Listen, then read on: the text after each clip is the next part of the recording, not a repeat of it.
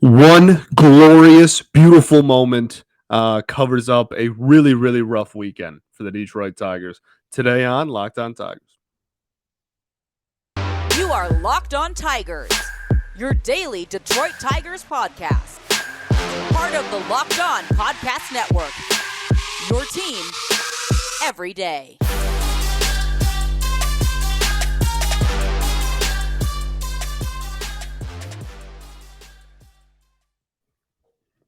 What is up, everybody? Welcome back to another edition of Locked On Tigers. I'm, of course, your host, Scott Bentley. Today is Monday, the 4th of July. Happy 4th, everybody, 2022. Thanks for making Locked On Tigers your first listen every single day. We are free and available wherever you get your podcast. This episode is brought to you by BetOnline. BetOnline has you covered this season with more props, odds, and lines than ever before. BetOnline, where the game starts. Okay, we're back in business, baby. Thanks for putting up with me last week through quality of shows and product and how I sounded and literally everything. Unavoidable, and I really wanted to just keep doing it as best I could. That was as best as I could, unfortunately, which was just not very good. So thanks for putting up with me. And we're back, as you can tell, feeling great, sounding, I'm not sure I ever sounded great even before, but sounded better. So we're back in business. The Detroit Tigers, however, are not back in business as they drop this weekend's series to the Kansas City Royals in a just putrid is really the word I want to use to describe it. Just not good. It really was just bleh. How I felt last week is how this series made me feel watching it, even though I didn't feel like that anymore. Does that track? Probably not. But it was really bad. Not great. The offense was obviously the main catalyst for why it was not good, but the pitching by Sunday, I mean, we got another rough Skubal start. We're definitely going to have to talk about that, which we will on the show. Peacock broadcast, Riley Greene is Superman, everything. We're going to cover the entire weekend's shenanigans, as we'll say. But it all started on Friday, the first day of July. The Tigers dropped that one 3-1. And just for the record, before we wrap up, we're 2 minutes in. Before we finish, nope, that's also wrong. Before we continue, that's the word. Golly. The Detroit Tigers. So we dropped 2 of 3 from Kansas City. I tweeted this out, but it's worth re-mentioning. Dropped 2 of 3 from Kansas City. That is the 4th worst team in baseball. The team with the 4th worst record in the game of baseball. That's obviously not good. Now, your team has the 5th worst record in baseball at the time of this recording. So I guess it's about even playing field from an outsider's perspective, but it shouldn't be, right? Like it shouldn't be. Really just a rough series. And you drop 2 of 3 from the 4th worst team in baseball, the only team behind you in the standings in your own division. And in the entire weekend, you scored 4 runs off of Royals starting pitching. 4 runs. 3-game series, you scored 4 runs off of Royals starters. Royals starters don't have good ERAs. All of their ERAs, the 3 dudes that we faced, all of them had ERAs well north of 4 going into their outings and were lowered to around 4 after their outings were done. So shout out to the Tigers offense, just really in their feels and in the season of giving, I guess, the 4th of July season of giving. That doesn't really track, but I don't know. It's just abysmal. And look, I said last week, right? We talked about, hey, the future, the future 16 games, the next 16 or 19 games from July 1 until the All-Star break, that was going to be vital to this team's season. Whether and I mean, for probably 80% of the fan base, the season's already been a complete wash and a complete waste and a complete and utter failure. And that's totally valid, and you're right to think that. But the from now until the All-Star break was like the last hurrah. It was like the okay, this is either going to be the nail in the coffin, and it's truly going to be over, and the entire second half is just going to be a consolation prize, or they're going to go on a run all games within our division from now until the All-Star break. A huge opportunity if you went on a hot streak to kind of get your head back to at least around 500 or around, sea level and not just a complete embarrassing product. And we're off with losing 2 of 3 to the Royals and not able to hit dudes who have career like 4.5 ERAs on the Royals at home with everybody on your team like back and your superstar rookie who continued to crush the ball this weekend. Riley Greene had a fantastic weekend, obviously, and it just didn't matter. It just didn't matter. It's really an unbelievable product. I've truly never seen anything like this before.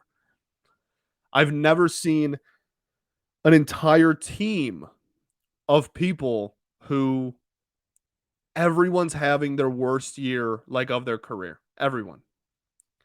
Miguel Cabrera is the only person, and the messed up part is that relative to his prime, it's still like an off year. It's just compared to everybody else on the team, it's not as bad. So you're like, okay, like not you though. You know what I mean? He's pretty much a 300 hitter on the year. Um, just zero power. Like Miguel Cabrera power gone, but at least he's putting the ball in play. He's driving in runs. He's getting still scoring runners in that are in scoring position, which the rest of the team can't do. Over several times this weekend on runners with scoring position, average runners with scoring position. It's unbelievable. I've truly never seen anything like it. Robbie Grossman, one of the, if not like the worst year he's had since he was an established starter. Javi Baez, worst year of his career, and the last week and a half, 2 weeks, he's been looked a lot better. But this weekend he didn't really contribute too terribly much offensively again. So he's having a rough year. Spencer Torkelson, this is his first season, so I guess it's not technically his worst, but it's certainly his worst of his life. Comfortably the worst season he's ever had in his entire life at any level. It's unbelievable. Tucker Barnhart, comfortably the worst year. If he had a few more at bats and he was a qualified hitter, he would be comfortably the worst hitter in Major League Baseball, and it wouldn't even be particularly close. But because Eric Haas plays just enough to make Tucker Barnhart not a everyday qualified hitter, at least the time of this recording, he is spared from that title. Spared. That's the word, from that title. It's Jeimer Candelario just has been lost at the plate almost the entire season. Jonathan Scope, comfortably the worst year of his career. He's one of the worst qualified hitters in the game of baseball. As is Robbie Grossman. I left that out earlier. It's unreal. And you start that with Friday, this weekend, you lose 3-1. You lose 3-1. You score one run. One. Off Brad Keller. Brad Keller, just for the record, first off, pitched shutout ball against you. You did not even score a run off of Brad Keller, so that's nice. Brad Keller on the season, wins-loss wise, I don't believe in win-loss at all for pitching to evaluate a pitcher's performance, but just to give you a sense of how bad the Royals are and how little Brad Keller has contributed to that team winning ball games. He was 2-9 going into the game and is now 3-9. Obviously, he went 6 innings of shutout ball, 5 Ks. Looked pretty darn good. And the thing is, like, he didn't even really look that good.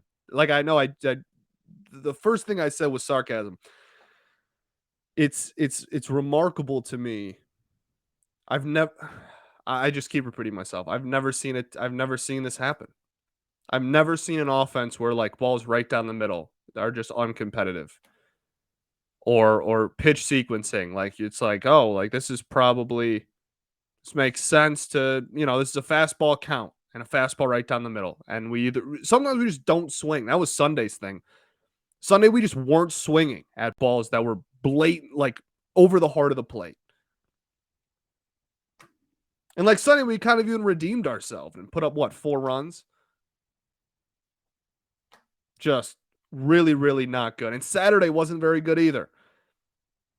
The last 2 batters of the game salvaged another horrific offensive performance. Just trying to cover it up. Don't look here. We have Riley Greene. We won a ball game. Don't look here. The rest is not ugly. That's what it felt like. It's unreal. So Friday, yeah. Well, I mean, one run. You had 6 hits. And yeah, guess how many extra base hits the Tigers had on Friday? How many times did they get more than a single on Friday's game? They had 6 hits and 4 walks. The correct answer is 0. Let's talk about Built Bar. From the people who invented the healthy and tasty comes the latest gift to your taste buds. You've probably tried the amazing coconut brownie chunk Built Bar, but guess what? Your friends at Built have given coconut brownie chunk the Puffs treatment. That's right, coconut brownie chunk Built Bar flavor, that flavor that you absolutely love, is now in a delicious, chewy marshmallow covered in 100% real chocolate. It's like a fluffy cloud of coconut brownie goodness. But stop the drooling right here and listen. They're good for you too. That's the craziest thing about Built Bar. They're low calorie, low sugar, high protein, all delicious all the time. Coconut brownie chunk puffs are only here for a limited time. So go to built.com right now. Make sure you don't miss out. They're going fast because they taste amazing. All Built Bars are made with protein, which your body absorbs more efficiently and provides tons of health benefits. So eat something that tastes good and is good for you. The best part about Built Puffs is, of course, that they taste amazing, but you can enjoy them guilt-free because they are actually good for you. Like I said, they are the perfect treat, perfect for when you're craving, you need to satisfy your sweet tooth, or if you need a quick healthy snack. They're an excellent source of protein. They're just the best. I mean, you guys have heard me talk about Built Bars forever.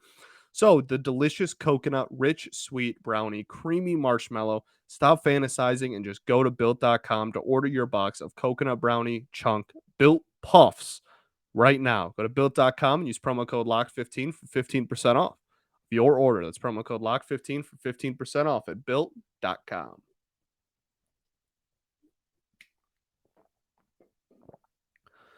All right. Welcome back here to segment 2 at Locked On Tigers. Thanks for making us your first listen every single day. We are free and available wherever you get your podcast, including YouTube. Check us out on the tube. You can see me. So that's kind of like a thing. I don't know. That might not be very much of a pull for some people, but the Tigers, you know, what's a transition? Not very many people want to watch them either. You know, it's been a rough go. So we talked about Friday. It was an absolute disaster offensively. On the bump, Michael Pineda started. Look, he didn't look very sharp. That's no surprise to anybody. He went 5 innings, 7 hits, 3 earned runs, no walks, 3 Ks, no swing and miss stuff, and was getting hit really hard. I'm honestly surprised that it was only 3 runs. I think that's more of just the Royals are not good. And you know, we just lost a series to them. That's not me saying, oh, we are and they're not. That's just like we both suck. So this is kind of what happens when 2 teams that aren't good play each other. So it's he didn't look very sharp, but at the end of the day, if you go 6 innings and give up 3 runs, that's a quality start. That's what Bo Brisky had on Saturday. We'll talk about his performance here in a sec. Pineda went 5 and gave up 3, and then the bullpen didn't give up any. So a quality start. Baseball says that a quality start, a start by a pitcher in which your team is in a position to win the ball game, is giving up 3 runs over 6. The Tigers gave up 3 runs over 9, and we're not even within a run of winning. Really, really rough offensively. Then there's no power. There you go. Ball goes short, team goes short. The opposite of of ball go far, team go far. It's just that's what it comes down to over and over and over again is no extra base hits. And on Saturday, you had a couple of extra base hits, a couple that were really timely, and you won a ball game. 4-3 win over the Royals on Saturday. Kind of like I said, covered up a really dreadful weekend, gave some hope to I don't know if it really gave anybody hope. Actually, that's probably not true. But it just made you think like, okay, the season, like we're not going to be competitive. This team is not going to make the playoffs or anything, and probably not even going to go 500. But maybe we can play like above 500 ball from here on out. Maybe this can kind of light a fireboat under everybody, and you can kind of go on a stretch.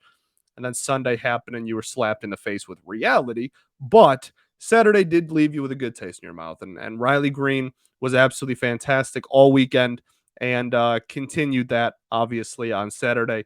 Had the triple to dead center, 413 foot or whatever triple to dead center, cranked one, and then in the bottom of the ninth, hit a solo home run to dead center of Comerica Park, 108 off the bat, 100% expected batting average because it went like 430. Unbelievable. He's unreal, and he is saving so many people's like will to watch this baseball team. Like there are, I personally know a plethora of people who straight up would not watch this team if it was not for Riley Greene. A plethora.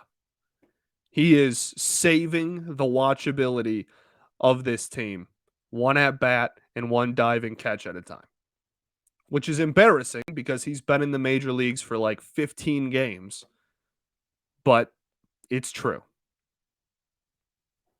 He's electric. He really is electric. He is incredibly fun to watch. His approach to the plate, I think, is probably the most impressive thing like I've ever seen out of anyone ever. That's really dramatic and probably not true, but I love the kid, and he is his approach to the plate is fantastic, and I think the most impressive part is the patience that's balanced with aggressiveness, right? You can be patient and aggressive. Those things don't have to be uh, exclusive to each other. That's not what I'm trying to say, but I think you understand what I'm trying to say.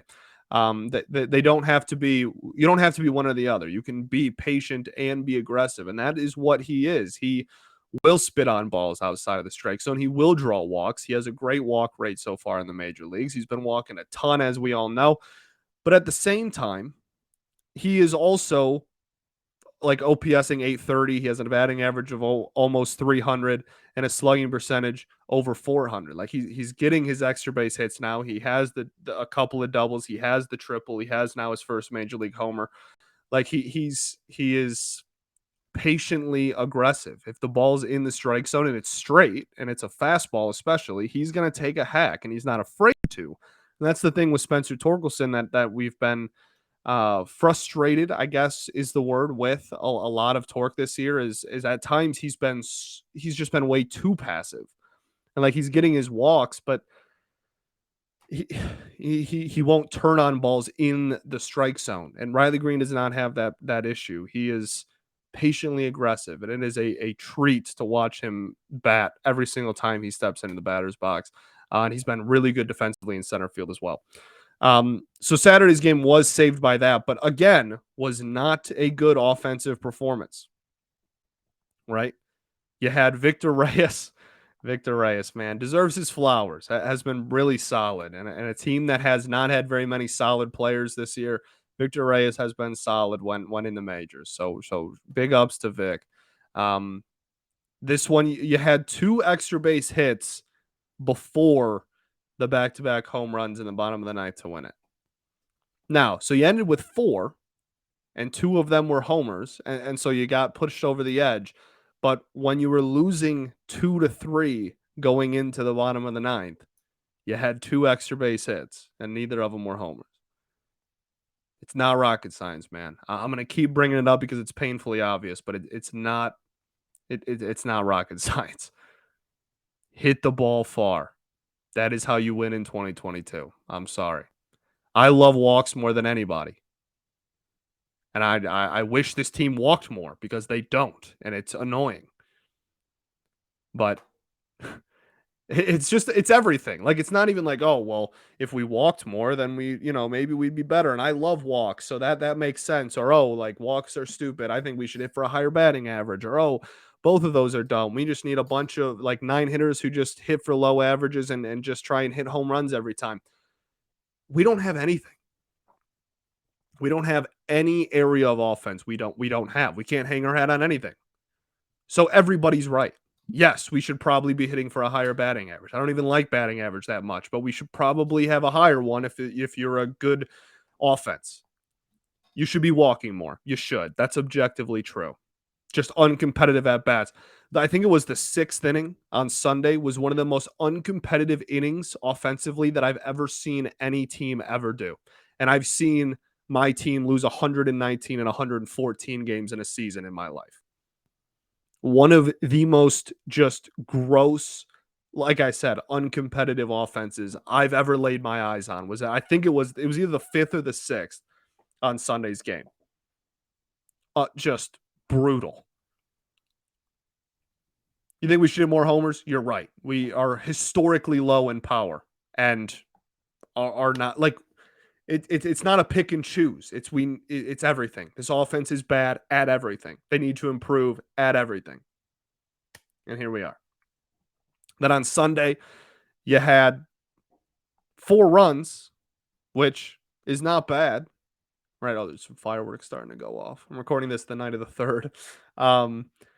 You had some you had some, 4 runs. It's not horrible. You had 2 home runs, right? You had the Torkelson home run, which I was excited about when it happened because the barrel control was beautiful. It was a pitch that moved and rode in, and he kept the barrel and stayed with it the whole time and pushed it out to left. It was a beautiful swing, beautiful approach, just beautiful pitch to turn on. Really impressive piece of hitting. And then the rest of the entire game was back to the same old Torque. That's just been a ground ball machine to the left side of the infield or a pop out to the right side of the infield. That's everything. Everything's either a ground ball to third or elevated pop out to shallow right. And that's what it was for the next 2-3 ABs after the home run. So you had your 2 homers, got you to 4 runs, and then besides the 2 homers, you had 3 extra base hits total because the Tucker Barnhart double, and besides the homers, you had 1. And 4 runs is not some pitiful performance I don't think the offense. You had 9 hits, 1, 2, 3, 4 walks, 9 hits. So you had 13 base runners and 4 extra base hits. That's not a bad day. I mean, like, it's not great, but relatively speaking to the rest of the season, that's not a putrid day at the office. We've seen a lot worse. Um, and then Tarik Skubal just continues to slide, and we'll talk about him after I tell y'all about BetOnline. BetOnline.net is your number one source for all your betting needs and sports info. Find all the latest sports development, league reviews, and news, including this year's NHL playoffs and Major League Baseball. BetOnline is your continued source for all your sporting wagering information, including live betting, esports, and scores. And BetOnline.net remains the best spot for all your sports scores podcasts this season. BetOnline.net is the fastest and easiest way to check in on all your favorite sports and events, including MMA, boxing, and golf. Head to the website today or use your mobile device to learn about the trends and the action. BetOnline, where the game starts.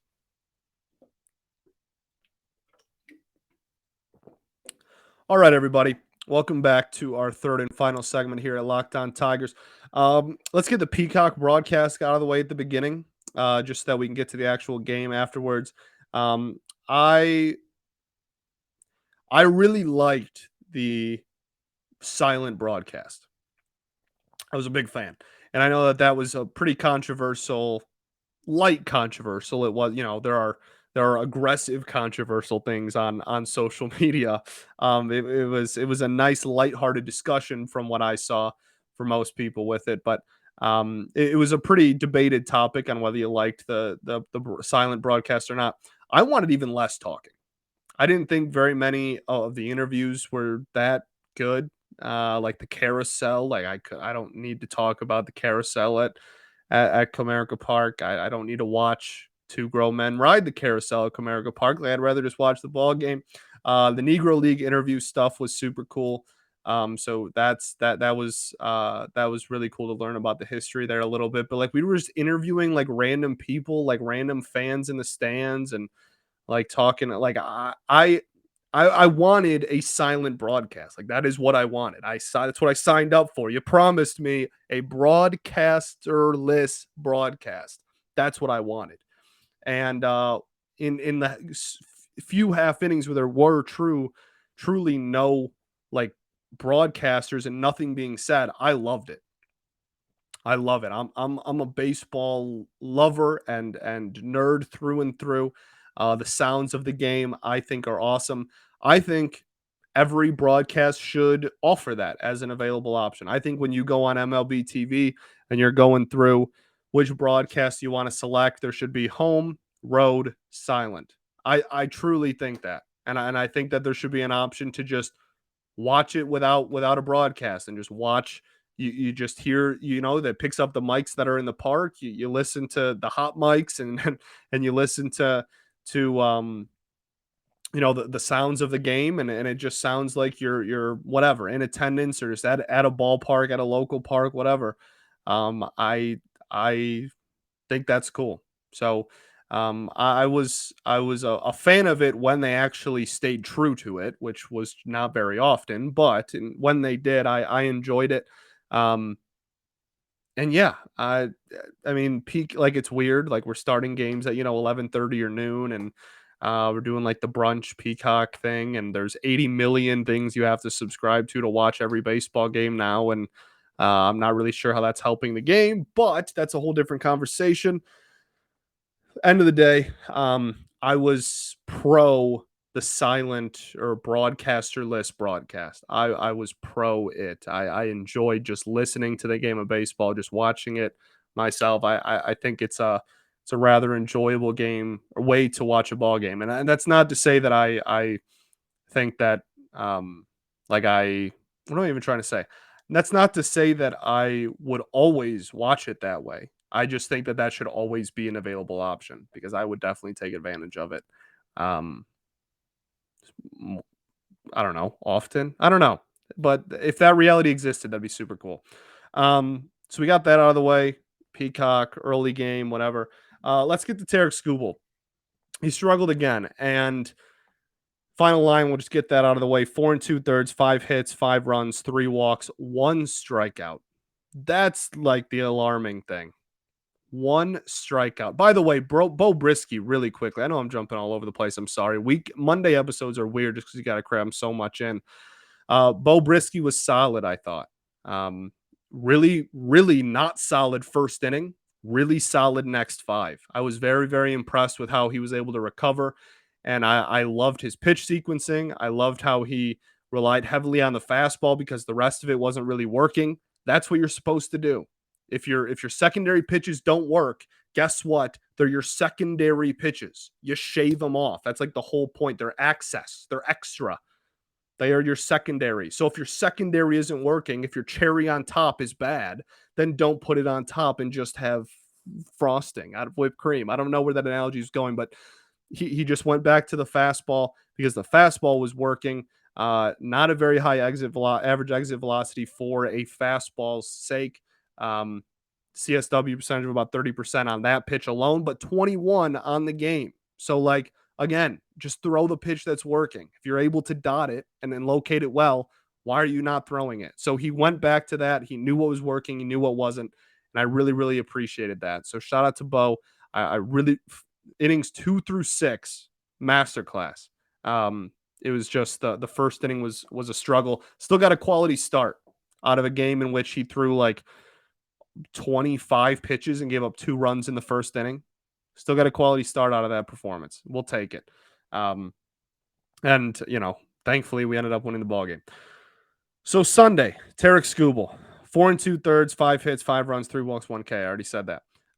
His ERA is now dangerously approaching 4. The one strikeout is obviously super alarming, as Tarik Skubal's like whole thing is not his whole thing, but in the minors he was a strikeout machine. And last year even good K numbers, just gave up an unbelievable amount of hard contact. And everybody's like, oh, like the old Skubal is back, right? I don't agree with that. I don't think that this is last year's version of Tarik Skubal. Last year's version of Tarik Skubal gave up an unbelievable amount of hard contact, right? He got hit all over the yard. He was giving up home runs left and right. It was ugly. And in this game, he did give up what, two homers? Um, but the average exit velocity on the game was less than 84 miles an hour. That's soft. That's not very high. That's a solid number. This is all command.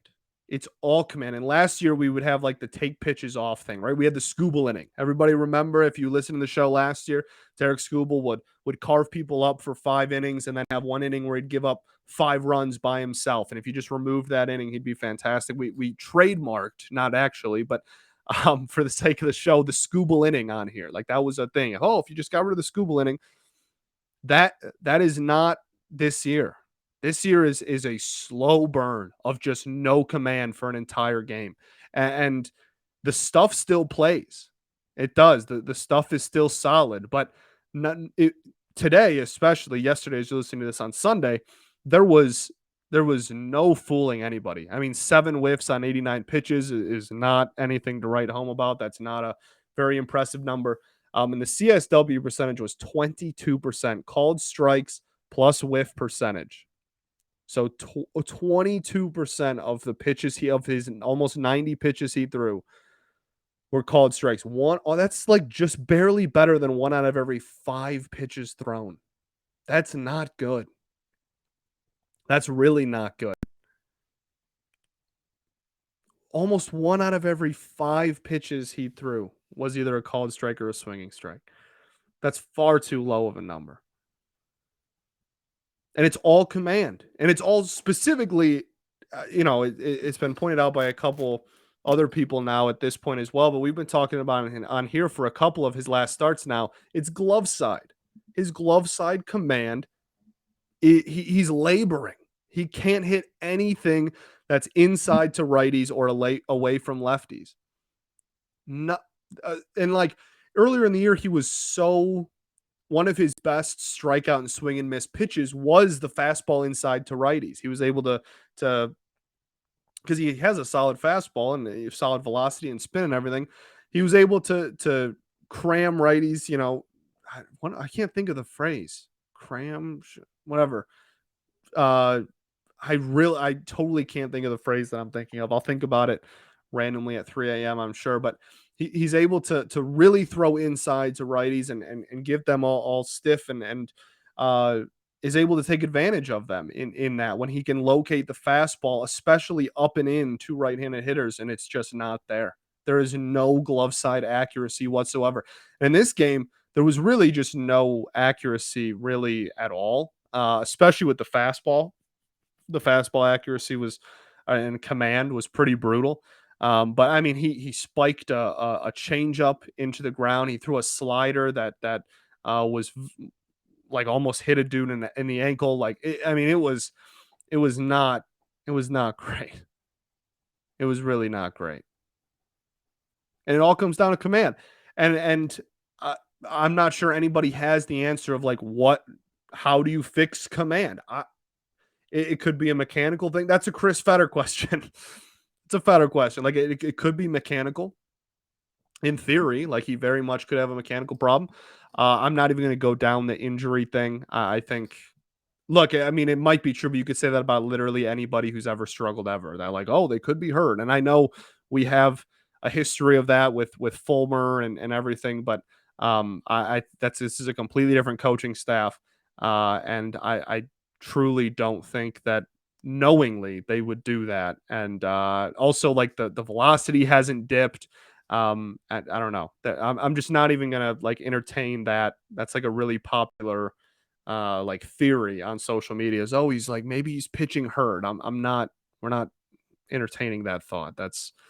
That's like a total shot in the dark. That's not something that we're gonna talk about as legitimate. It could be true, but that's a total shot in the dark. And if he happens to be hurt, then you just like luckily got right. That's not anything that nobody's seen anything. Nobody's like, oh, like, well, we saw this in school. The velocity's fine, everything's fine, like whatever. So I mean, it could be a mechanical issue. It could just be this is his second full season in the majors, and then he's still not used to pitching on point, like laser focused all year from April to October yet. I don't know. I don't have the answer. I'm not in Tarik Skubal's brain. I'm not Chris Fetter. I don't know, but it is blatantly command. That is the issue. It's not stuff. It's never been stuff. Um, it is command, and it's really, really struggling at the moment. Mightily struggling. Man, it like gloves. Even the home run, you saw it. The home run, the second home run he gave up on Sunday's game. He wanted to jam.